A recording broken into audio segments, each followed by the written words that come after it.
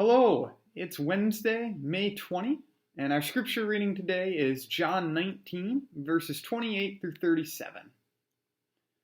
Later, knowing that everything had now been finished, and so that scripture would be fulfilled, Jesus said, "I am thirsty." A jar of wine vinegar was there, so they soaked a sponge in it, put the sponge on a stalk of the hyssop plant, and lifted it to Jesus' lips. When he had received the drink, Jesus said, "It is finished." With that, he bowed his head and gave up his spirit. Now it was the day of preparation, and the next day was to be a special Sabbath. Because the Jewish leaders did not want the bodies left on the crosses during the Sabbath, they asked Pilate to have the legs broken and the bodies taken down.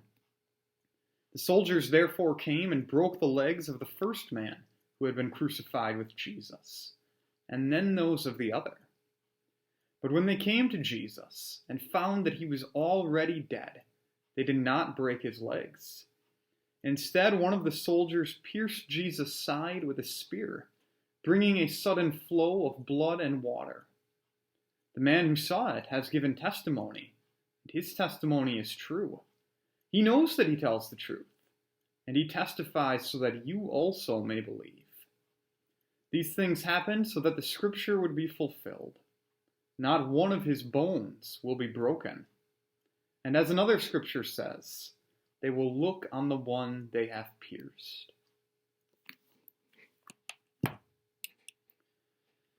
In today's reading, as Jesus dies, he gives a cry of victory. It is finished.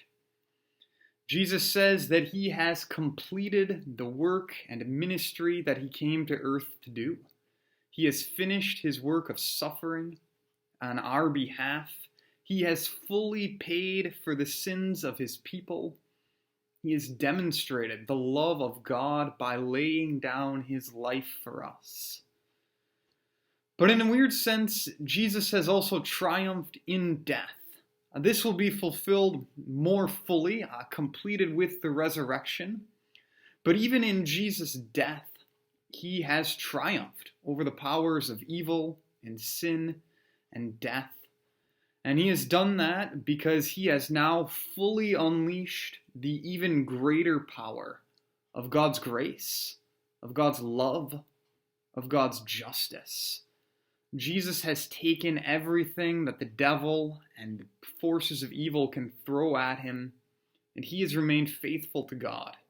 He has acted in love for his people, and he has done what is necessary to bring God's people back to God. And so, this is why we call the day of Jesus' death Good Friday. Because despite all of Jesus' horrible suffering, Jesus triumphs. And through this and Jesus' resurrection, he brings salvation for us. That's my thought for today's reading. I'd love to hear from you if you have thoughts or comments or questions of your own. Otherwise, I hope that you have a wonderful day.